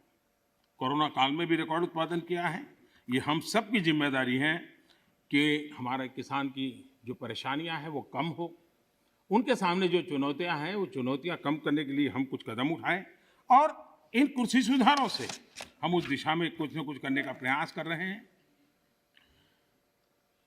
किसानों को एक बराबरी का प्लेटफॉर्म दे पाए, हम आधुनिक टेक्नोलॉजी दे पाए, उनके अंदर एक नया आत्मविश्वास भर पाए, उस दिशा में सकारात्मक सोच की बहुत आवश्यकता है। पुरानी सोच, पुराने मानदंड अब किसानी का भला कर पाते तो बहुत पहले कर पाते। सेकंड ग्रीन रिवॉल्यूशन की हम बातें कर ली, हम एक नए तौर तरीके लिए आगे बढ़ने की और सबको चिंतन के लिए, राजनीति का विषय नहीं होना चाहिए। ये देश की भलाई के लिए बहुत आवश्यक है। मिल बैठ करके उसको हमने सोचना चाहिए। सभी दल चाहे सत्ता में हो या विपक्ष में, ये हम सबका दायित्व है और हमें 21वीं सदी में 18वीं शताब्दी की सोच से हमारे एग्रीकल्चर सेक्टर को हम उसकी चुनौतियों को पूरा नहीं कर सकते हैं। उसी को हमने बदलना होगा। कोई नहीं चाहता है कि हमारा किसान गरीबी के चक्कर में फंसा रहे, उसको जिंदगी जीने का हक न मिले। मैं मानता हूं कि उसको आश्रित रहना न पड़े, उसको पराधीन न रहना पड़े, सरकारी टुकड़ों पर पलने के लिए मजबूर न होना पड़े। ये जिम्मेवारी भी हम सबकी है और उस जिम्मेवारी को निभाना, हमारे अन्नदाता समृद्ध हो, हमारा अन्नदाता कुछ न कुछ और ज़्यादा देश के लिए कर सकें, उसके लिए अगर हम अवसर देंगे तो बहुत सारी। सरदार वल्लभ भाई पटेल एक बात कहते थे, वो कहते थे स्वतंत्रता प्राप्ति के बाद भी यदि परतंत्रता की दुर्गंध आती रहे तो स्वतंत्रता की सुगंध नहीं फैल सकती। जब तक हमारे छोटे किसान को नए अधिकार नहीं मिलते तब तक पूर्ण आज़ादी की उनकी बात अधूरी रहेगी। और इसलिए बड़ा बदलाव कर करके हमको हमारे इन किसानों को एक लंबी यात्रा के लिए तैयार करना होगा और हम सबको मिल करके करना होगा। गलत कुछ करने के इरादे से जब नहीं होना चाहिए, अच्छा करने के इरादे से होना चाहिए, किसी की भलाई करने के लिए होना चाहिए। हमारी सरकार ने छोटे किसानों के लिए हर कदम को आप देखेंगे तो छोटे किसानों को हमने बीज से लेकर के बाजार तक पिछले 6 वर्षों में अनेक ऐसे इंटरवेंशन किए हैं जो छोटे किसान की मदद कर सकते हैं, छोटा किसान का लाभ सकते हैं। अब जैसे डेयरी सेक्टर और कोऑपरेटिव सेक्टर सशक्त भी हैं और उसका एक मजबूत वैल्यू चेन भी बना है और सरकार की दखल कम से कम है, फिर भी वो अपने मजबूती पर आया है। हम धीरे धीरे फल फूल सब्जी की तरफ बल दे सकते हैं और उसके बाद धान्य की तरफ दे सकते हैं। हम बहुत ताकतवर बना सकते हैं। हमारे पास मॉडल है, सफल मॉडल है। उन सफल मॉडल का हमने प्रयोग करना चाहिए। हमने उनको वैकल्पिक बाजार देना चाहिए। दूसरा एक महत्वपूर्ण काम जो हमने किया है 10,000 फार्मर्स प्रोड्यूसर ऑर्गेनाइजेशन, ये किसानों के लिए, छोटे किसानों के लिए एक बहुत बड़ी ताकत के रूप में उभरने वाले हैं। और जहां जहां महाराष्ट्र में विशेष प्रयोग हुआ है एफपीओ बनाने का, कई और राज्यों ने भी, केरल में भी कम्युनिस्ट पार्टी के लोग काफी मात्रा में एफपीओ बनाने काम में लगे हुए हैं। लेकिन इसके कारण किसान अपना बाजार ढूंढने के लिए एक सामूहिक शक्ति के रूप में उभरेगा। ये 10,000 एफपीओ बनने के बाद आप देखना कि गांव के अंदर किसान छोटे हैं, उसको बाजार की ताकत किसान डिक्टेट करेगा, वो बन जाएगी और किसान ताकतवर बनेगा, ये मेरा पूरा विश्वास है। इन एफपीओ के माध्यम से बैंक से पैसा भी मिल सकता है, वो छोटे छोटे भंडारण की व्यवस्था कर सकता है। अगर वो थोड़ी ताकत ज़्यादा इकट्ठी करे तो छोटे छोटे कोल्ड स्टोरेज भी बना सकता है। और हमने 1 लाख करोड़ रुपया एग्रीकल्चर के इंफ्रास्ट्रक्चर के लिए भी तय किया है और उसको हम स्वयं सहायता जूथ, सेल्फ हेल्प ग्रुप, इन सेल्फ हेल्प ग्रुप में भी करीब 7 करोड़ बहनें जुटी। गांव की बहनें अल्टीमेटली वो किसान की ही बेटियां होती हैं, किसी न किसी खेती से जुड़े हुए परिवार की बेटियां होती हैं और वे भी आज नेटवर्क किसानों की भलाई में काम आ रहा है। वो एक इकोनॉमिक एक्टिविटी का सेंटर बनते जा रहे हैं। और इनके द्वारा भी मुझे याद है गुजरात में वलसाड जिले में आदिवासियों के पास जमीन भी काफ़ी ऊपर नीचे है, अनइवन लैंड है और बहुत छोटी जमीन है। हमने एक बाड़ी प्रोजेक्ट किया था और अब्दुल कलाम जी एक दिन अपना जन्मदिन वहाँ मनाने के लिए आए थे। उन्होंने कहा मुझे कोई प्रोटोकॉल नहीं चाहिए, मैं इन किसानों के साथ रहना चाहता हूँ। बड़ा सक्सेसफुल प्रयोग था। महिलाएं काफ़ी काम करती थी आदिवासी बेल्ट के अंदर। और मशरूम, काजू वो गोवा की बराबरी का काजू पैदा करने लग गए थे और उन्होंने मार्केट प्राप्त किया था। छोटे किसान थे, छोटी जगह थी, लेकिन प्रयत्न किया तो परिणाम मिला। और अब्दुल कलाम जी ने इसके विषय में लिखा भी है, उन्होंने आकर के देखा था। तो मैं कहता हूं कि हमने नए प्रयासों की दिशा में जाना चाहिए। अब हम देखिए दाल की हमारे यहाँ कठिनाई थी। मैंने 2014 में आके किसानों के सामने रिक्वेस्ट की, उन्होंने देश के अंदर दाल की कठिनाइयों से हमें मुक्त कर दिया और उनको बाजार भी मिल गया।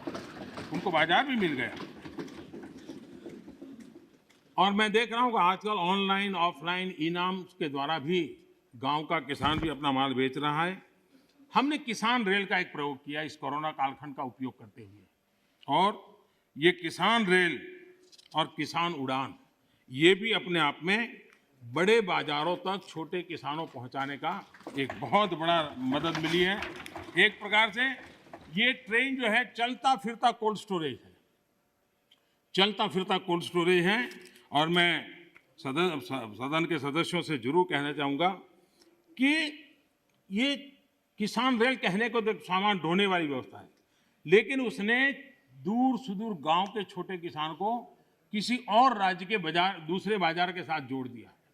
अब देखिए, नासिक से किसान मुजफ्फरनगर के व्यापारी से जुड़ा और क्या भेजा, उसकी ताकत बड़ी नहीं थी। 30 किलो अनार, 30 केजी अनार, ये उसने वहां से ये किसान रेल से भेजा। और खर्चा कितना हुआ? 124 रुपीस। उसको बड़ा बाजार मिल गया। ये 30 किलो इतनी छोटी चीज है कि शायद कोई कुरियर वाला भी नहीं ले जाता, लेकिन ये व्यवस्था थी तो यहाँ का किसान वहां तक जाकर के अपना माल बेच पाया है। उसी प्रकार से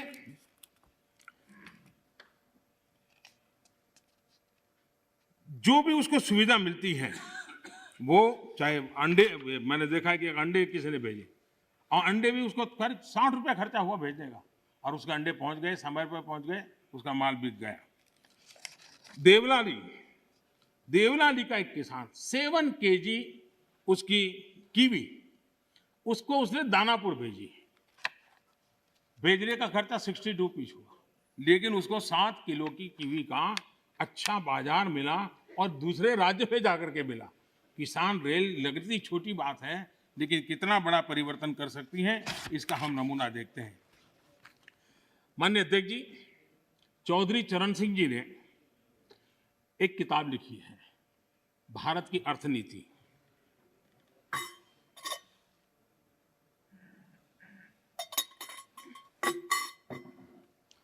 भारत की अर्थनीति की किताब में चौधरी साहब ने लिखा, सुझाव दिया है, सारे देश को खाद्यान्न के लिए एक ही क्षेत्र मान लिया जाए।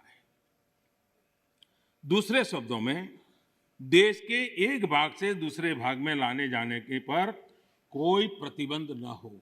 ये चौधरी चरण सिंह जी की किताब का कोट है। कृषि सुधारों, किसान रेल, मंडियों को इलेक्ट्रॉनिक प्लेटफॉर्म, ई नाम, ये सारी चीजें हमारे देश के किसानों और से छोटे किसानों को एक बहुत बड़ा अवसर देने के प्रयास के भागरूप हो रहा है। माननीय अध्यक्ष जी, जो लोग इतनी बातें करते हैं, सरकार इतने सालों तक चलाई है, मैं नहीं मानता उनको किसानों की दिक्कत का पता नहीं था या उनको समझ नहीं थी। पता भी था, समझ भी थी, और उनको मैं उन्हीं की बात आज याद कराना चाहता हूं। ये मौजूद नहीं है, मैं जानता हूं, लेकिन देश के लिए समझना बहुत जरूरी है। मैं एक कोट पढ़ता हूं। The state took initiative to amend their state APMC Act in the year 2005 itself, providing for direct marketing, contract farming, setting up of a private market, consumer farmer markets, e-trading, and notified the rules in 2007 to implement the amended provision. In fact, 24 private markets have already come up in the state. ये किसने कहा था? ये APMC act बदल दिया है। इस बात को कौन गर्व से कह रहा था? 24 ऐसे बाजार बन चुके हैं, इसका गौरव कौन कर रहा था?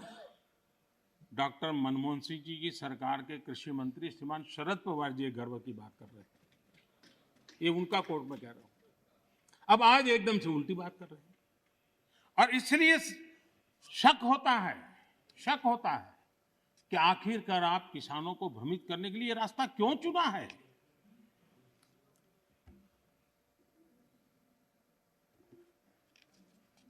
देश की मंडियां चल रहे हैं, सिंडिकेट और कीमतों को प्रभावित करने वाले नेक्सस में के बारे में जब उनको पूछा गया, उनको एक सवाल पूछा था कि ये नेक्सस है मंडियों वालों वगैरह का, तो क्या कहना है? तो शरद पवार का एक दूसरा जवाब है, वो भी बड़ा इंटरेस्टिंग है। उन्होंने कहा था, किसानों के बचाव के लिए ही तो एपीएमसी रिफॉर्म को प्रमोट किया जा रहा है, ताकि किसानों को एपीएमसी मंडियों का विकल्प मिले। जब ज्यादा व्यापारी रजिस्टर होंगे, तब स्पर्धा बढ़ेगी और मंडी में सांठगांठ इससे खत्म होगी। ये बात उन्होंने कही है, और इसलिए मैं समझता हूं कि इन बातों को हमने समझना होगा।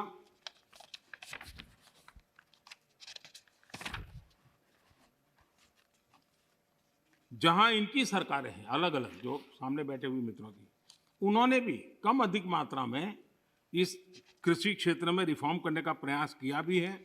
और हम तो वो हैं जिन्होंने 1500 कानून खत्म किए थे। हम प्रोग्रेसिव पॉलिटिक्स में विश्वास करते हैं, हम रिग्रेसिव पॉलिटिक्स में जाना नहीं चाहते हैं। और इसलिए, और भोजपुरी में तो एक कहावत है, कुछ लोग ऐसे हैं, भोजपुरी में कहावत है, ना खेलब ना खेल देव, खेलबे बिगाड़ब। ना खेलूंगा ना खेलने दूंगा, मैं खेल को बिगाड़ के रखूंगा।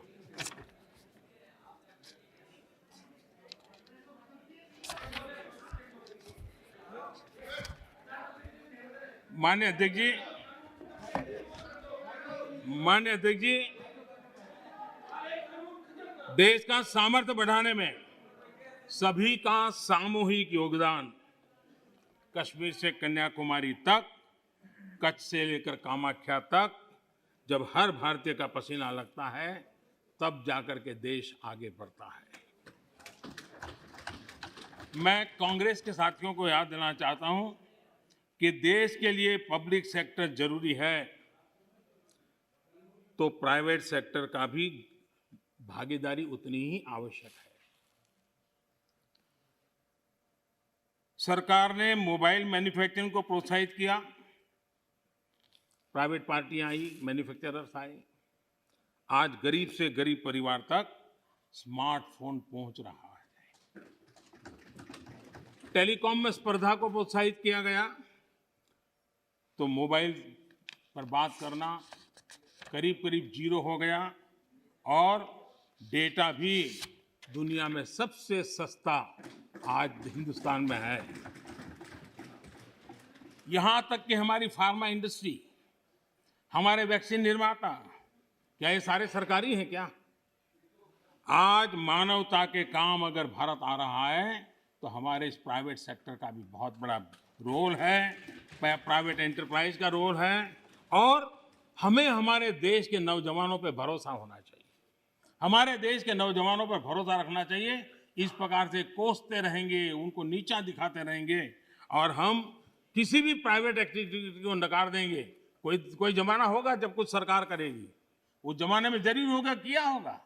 आज दुनिया बदल चुकी है, समाज की अपनी ताकत है, देश के अंदर ताकत है। हर एक किसी को अवसर मिलना चाहिए और उनको इस प्रकार से बेईमान घोषित करना, उनके लिए गंदी भाषा का प्रयोग करना, ये कल्चर किसी जमाने में वोट पाने के लिए काम आया होगा, आज वो आने वाला नहीं है। कृपा करके हम, और मैंने लाल किले पर से बोला, वेल्थ क्रिएटर भी देश को जरूरी होते हैं, तभी तो वेल्थ बांटेंगे। गरीब तक वेल्थ बांटेंगे कहां से, रोजगार देंगे कैसे? और सब कुछ बाबू ही करेंगे। आईएएस बन गया मतलब वो फर्टिलाइजर का कारखाना भी चलाएगा, आईएएस हो गया तो वो केमिकल का कारखाना भी चलाएगा, आईएएस हो गया वो हवाई जहाज भी चलाएगा। ये कौन सी बड़ी ताकत बना के रख दी है हमने? बाबुओं के हाथ में देश दे करके हम क्या करने वाले हैं? हमारे बाबू भी तो देश के हैं, तो देश का नौजवान भी तो देश का है। हम हमारे देश के नौजवानों को जितना ज्यादा अवसर देंगे, मुझे लगता है उसको उतना ही लाभ होने वाला है। माननीय अध्यक्ष जी, जब तथ्यों के आधार पर बात टिकती नहीं है तो ऐसा होता है जो अभी देखा, आशंकाओं को हवा दी जाती है, ये हो जाएगा वो हो जाएगा, और माहौल ये आंदोलनजीवी पैदा करते हैं। माननीय अध्यक्ष जी, किसान आंदोलन की पवित्रता, और मैं बहुत जिम्मेवारी के शब्द प्रयोग करता हूं, मैं किसान आंदोलन को पवित्र मानता हूं और भारत के लोकतंत्र में आंदोलन का महात्म्य है और रहने वाला है और जरूरी भी है। लेकिन जब आंदोलनजीवी पवित्र आंदोलन को अपने लाभ के लिए बर्बाद करने के लिए निकलते हैं, तब क्या होता है?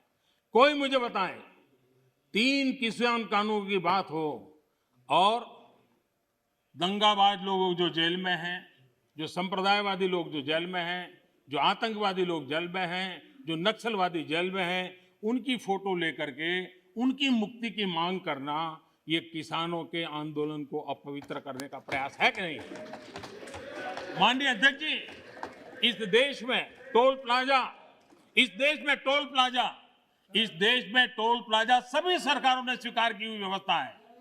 टोल प्लाजा इस देश में सभी सरकारों ने की हुई व्यवस्था है और उस टोल प्लाजा को तोड़ना, उस टोल प्लाजा को कब्जा करना, उस टोल प्लाजा को न चलने देना, ये जो तरीके चले हैं वो तरीके क्या पवित्र आंदोलन को कलंकित करने का प्रयास है कि नहीं?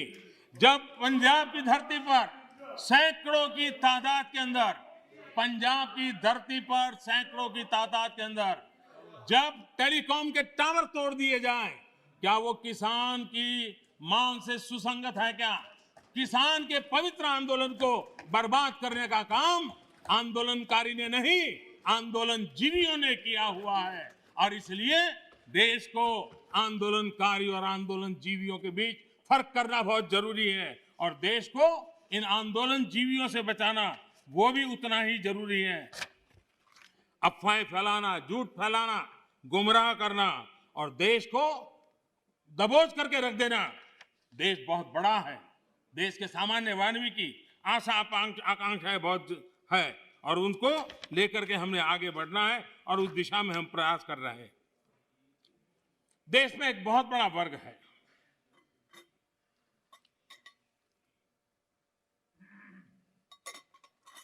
ये वर्ग, उनकी एक पहचान है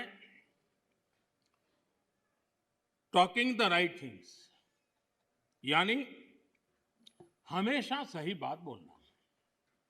सही बात कहने में कोई बुराई भी नहीं है, लेकिन इस वर्ग के ऐसे लोगों से नफरत चीड़ है जो डूइंग द राइट थिंग्स पर चलते हैं। ये फर्क समझने जैसा है। टॉकिंग द राइट थिंग्स, इसकी वकालत करने वाले जब डूइंग द राइट थिंग की बात आती है तो उसी के सामने खड़े हो जाते हैं। ये चीजों को सिर्फ बोलने में विश्वास करते हैं, अच्छा करने में उनका भरोसा ही नहीं है। जो लोग इलेक्टोरल रिफॉर्म की बात करते हैं, वन नेशन वन इलेक्शन, उसकी जब बात आती है तो विरोध में खड़े हो जाते हैं। यही लोग जब जेंडर जस्टिस की बात आती है तो बढ़ चढ़ करके बोलते हैं, लेकिन अगर ट्रिपल तलाक खत्म करने की बात करते हैं तो विरोध में खड़े हो जाते हैं। ये एनवायरमेंट की बात करते हैं, लेकिन हाइड्रो पावर या न्यूक्लियर पावर, उसके सामने जाकर के झंडे लेकर के खड़े हो जाते हैं। होना नहीं चाहिए, इसके लिए आंदोलन चलाते हैं। तमिलनाडु तो उसका भुक्तभोगी है। उसी प्रकार से जो दिल्ली में पॉल्यूशन को लेकर के कोर्ट में जाकर के रीट करते हैं, अपील करते हैं, पीआई करते हैं, दिल्ली के लोग, वही लोग पराली जलाने वालों के समर्थन में जाके खड़े हो जाते हैं। तब समझ नहीं आता है कि किस प्रकार से इस देश को गुमराह करने का इन लोगों का प्रयास है, और उसको देश ने समझने की जरूरत है। मैं देख रहा हूं कि 6 साल में विपक्ष के मुद्दे कितने बदल गए हैं।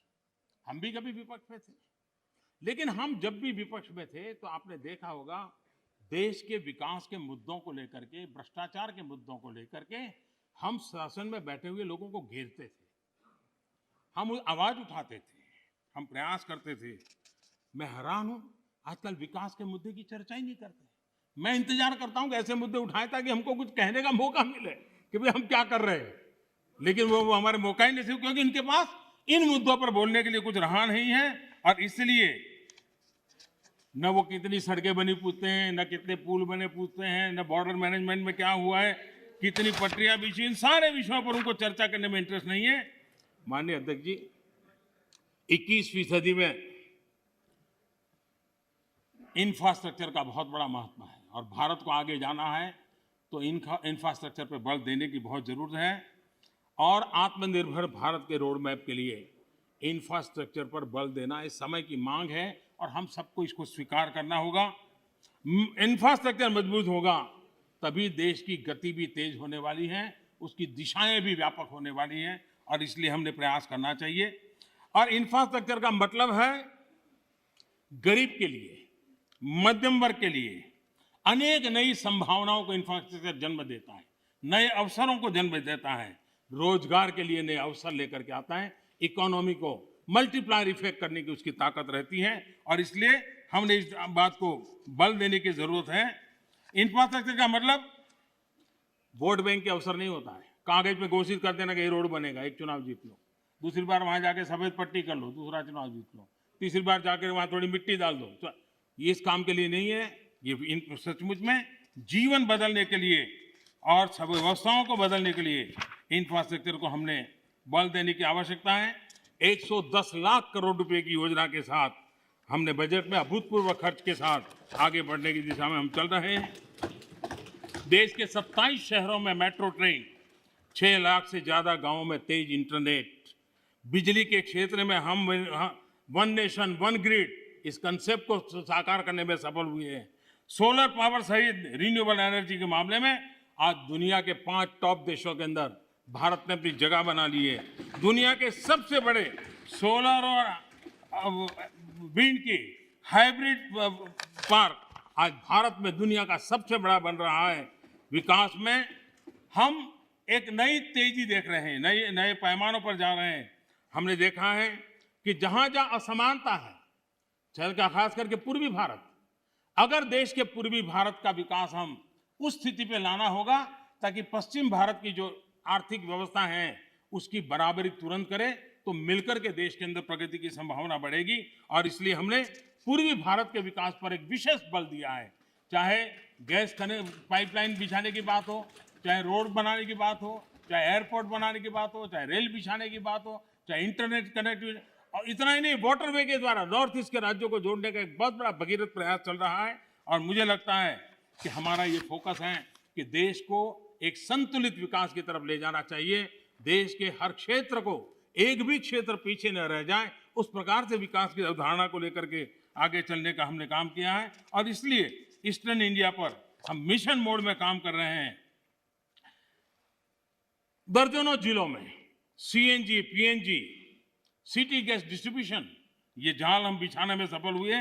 गैस पाइपलाइन पहुंचने के कारण फर्टिलाइजर के उत्पादन में भी तेजी आई है और फर्टिलाइजर के जो कारखाने बंद पड़े थे उनको दोबारा खोलने की संभावना पैदा हुई है, क्योंकि हमने गैस इंफ्रास्ट्रक्चर के ऊपर बल दिया, हमने उस पाइपलाइन की ओर बल दिया। माननीय अध्यक्ष जी, कई वर्षों से हम सुनते आए हैं डेडिकेटेड फ्रेट कॉरिडोर, लेकिन एक डेडिकेटेड फ्रेट कॉरिडोर का क्या हाल था जब उनको सेवा करने का मौका मिला था? सिर्फ 1 किलोमीटर काम हुआ था। आज करीब 600 किलोमीटर, 6 साल के अंदर 600 किलोमीटर काम, और एक्चुअली डेडिकेटेड फ्रेट कॉरिडोर पर काम, यानी ट्रेन चलना शुरू हो गया, माल ढोने का काम शुरू हो गया और वो सेक्शन काम कर रहा है। यूपीए के समय बॉर्डर इंफ्रास्ट्रक्चर, किसी भी देश की रक्षा के लिए बॉर्डर इंफ्रास्ट्रक्चर बहुत महत्व रखता है, लेकिन उसके प्रति इतनी उदासीनता की गई, इतनी लापरवाहियां की गई है। देश के अंदर उन विषयों की हम पब्लिकली चर्चा कर नहीं सकते क्योंकि देश के सिक्योरिटी की दृष्टि से अच्छा नहीं है, लेकिन ये चिंता का विषय है कि हमने, क्योंकि वहां लोग नहीं है, वोट नहीं है, जरूरत नहीं लगी, फौजी आदमी जब जाएगा देखा जाएगा क्या होने वाला है, इसी सोच का परिणाम था। और इतना ही नहीं, एक बार तो एक रक्षा मंत्री ने पार्लियामेंट में कह दिया था कि हम इसलिए इंफ्रास्ट्रक्चर नहीं करते हैं बॉर्डर पे ताकि कहीं दुश्मन देश उस इंफ्रास्ट्रक्चर का उपयोग न कर ले। कमाल के हो गए। इस सोच से इसको बदल करके हमने आज करीब करीब जो अपेक्षाएं और आयोजन था उसका एक बहुत एक हिस्सा बॉर्डर के ऊपर इंफ्रास्ट्रक्चर की दिशा में हमने पूर्ण किया है। एलएसी पर ब्रिजेज, आज मेरा अंदाज है करीब 75 के करीब ब्रिज ऑलरेडी वहां काम चल रहा है तेजी से, और इसलिए कई सैकड़ों किलोमीटर हमने रोड बनाए हैं। और मैं चाहता हूं कि जो काम हमारे सामने था करीब 75% तो हमने उसको पूरा भी कर लिया है और हम आगे भी इस काम को जारी रखेंगे। इंफ्रास्ट्रक्चर के अलग अलग क्षेत्र होते हैं, उसी प्रकार से आप देखिए अटल टनल हिमाचल प्रदेश में, उसका हाल क्या था? अटल जी के समय जिसकी कल्पना की गई, अटल जी के जाने बाद किसी न किसी फाइलों में वो लटका रहा, एक बार छोटा सा काम हुआ फिर अटक गया, ऐसे ही करते करते चला गया। पिछले 6 साल के अंदर इसके पीछे हम लगे और आज अटल टनल काम कर रही है। देश की फौज भी आराम से वहां से मूव कर रही है, देश के नागरिक भी मूव कर रहे हैं। जो रास्ते 6-6 महीने तक जो इलाके बंद होते थे वो आज काम करने लगे हैं और अटल टनल काम कर रही है। उसी प्रकार से मैं ये बात साफ करना चाहूंगा कि जब भी देश के सामने कोई चुनौती आती है, ये देश का सामर्थ्य है, हमारे देश के सुरक्षा बलों का सामर्थ्य है। देश को कभी नीचा देखना पड़े ऐसी स्थिति हमारे फौज के जवान कभी होने नहीं देंगे, करने नहीं देंगे, मेरा पूरा विश्वास है। आज उनके जिम्मे जो भी जिम्मेवारी, जहां भी जिम्मेवारी मिली है, बखूबी निभा रहे हैं। प्राकृतिक विपरीत परिस्थितियों के बीच में भी बहुत मुस्तैदी के साथ निभा रहे हैं और हमें हमारे देश की सेना पे गर्व है, हमारे वीरों पर गर्व है, उनके सामर्थ्य पर हमें गर्व है और देश हिम्मत के साथ अपने फैसले भी करता है और हम उसको आगे भी ले जा रहे हैं।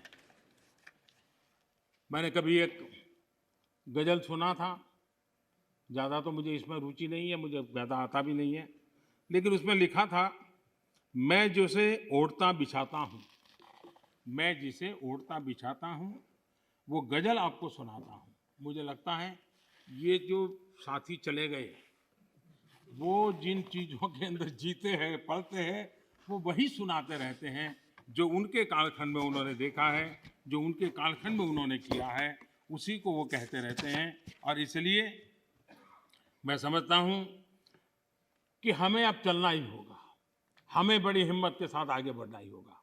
और मैंने कहा पोस्ट कोरोना एक नया वर्ल्ड ऑर्डर जब हमारे सामने आ रहा है तो भारत ने कुछ नहीं बदलेगा कि मानसिकता छोड़ देनी होगी। ये तो चलता है, चलता रहेगा, मानसिकता छोड़ देनी पड़ेगी। 130 करोड़ देशवासियों का सामर्थ्य लेकर चल। प्रॉब्लम होंगे, अगर मिलियंस ऑफ प्रॉब्लम है तो बिलियंस ऑफ सॉल्यूशन भी हैं। ये देश ताकतवर है और इसलिए हमने हमारी संवैधानिक व्यवस्थाओं पर विश्वास रखते हुए हमने आगे बढ़ना होगा और मुझे विश्वास है कि हम इस बातों को लेकर के आगे चलेंगे।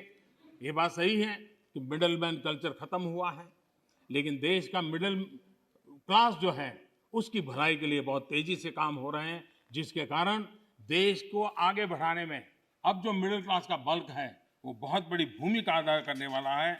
और उसके लिए आवश्यक जो भी कानूनी व्यवस्थाएं करनी पड़ी वो कानूनी व्यवस्था भी हमने की है। माननीय अध्यक्ष जी, एक प्रकार से विश्वास के साथ एक प्रगति के वातावरण में देश को आगे ले जाने का निरंतर प्रयास चल रहा है। मैं राष्ट्रपति जी का हृदय से आभारी हूँ कि अनेक विषयों पर उन्होंने स्पर्श किया है। जिनका राजनीतिक एजेंडा है वो उनको मुबारक। हम देश के एजेंडा को लेकर के चलते हैं, देश के एजेंडा को लेकर के चलते रहेंगे। मैं फिर एक बार देश के किसानों से आग्रह करूँगा कि आइए टेबल पर बैठ करके मिल करके समस्याओं का समाधान करें। इसी अपेक्षा से राष्ट्रपति जी के भाषण को राष्ट्रपति जी का धन्यवाद करते हुए मैं अपनी वाणी को विराम देता हूँ। बहुत बहुत धन्यवाद। धन्यवाद। प्रस्ताव पर अनेक माननीय सदस्यों ने नो क्लेरिफिकेशन, इसमें क्लेरिफिकेशन नहीं होता है। आप सीनियर मेंबर पार्लियामेंट है, इसमें क्लेरिफिकेशन नहीं होता है। धन्यवाद। प्रस्ताव पर अनेक माननीय सदस्यों ने संशोधन प्रस्तुत किए हैं। मैं सभी संशोधनों को एक साथ सभा के मतदान के लिए रखता हूं। प्रश्न ये कि इंकलाब टीवी चैनल यदि आपको पसंद आता है तो इसे लाइक कीजिए, कमेंट कीजिए और सब्सक्राइब करना ना भूलिए।